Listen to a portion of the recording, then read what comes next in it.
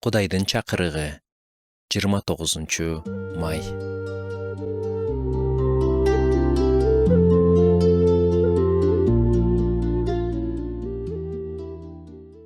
Жакандын жакшы кабарынын алгачкы 11 бөлүмүндө убакыт жөнүндө бир нече жолу айтылат.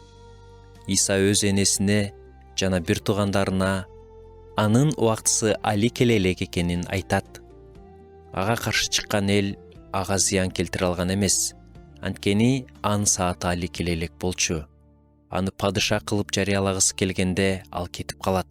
Анткени бул анын планына кирген эмес.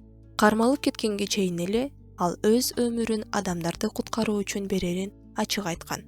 Андан тышкары ал шакирттерине алардын бири аны сатып кетерин билдирет. Өзүнө ишенип турган Петрге чынында сен менден 3 жолу таанып кетесиң деп айтат. Биз кайра-кайра Исанын эмне кылып жатканын өзү так билгенине ынанабыз. Ал качан жана эмне болоорун алдын ала билген.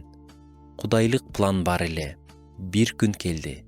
Анан ал айтты: Адам уулунун даңтала турган убагы келди. Убакыт келди. Азыр карасак, дүйнөбүздө дайыма бир нерсе туура эмес болуп жаткандай сезилет. Балким анда анын планы бар, бирок азыр билинбейт. Бирок эгер ал кече да, бүгүн да, түбөлүк да ошол эле болсо, демек ал баарын билет. Жакандын жакшы кабары бизге Исанын өз планын дал керектүү учурда канчалык так аткарарын эске салат. Ошондуктан кандай кырдаалга туш болбоңуз, ал сиздин убактыңызды да билет. Качан, кайда, эмне жана кантип болоорун да билет. Үмүтүңүздү үзбөңүз, сиздин да убактыңыз келет. Али убакыт эмес деген учурларда капа болбоңуз. Анын планы бар. Жана ал эмне кылып жатканын так билет.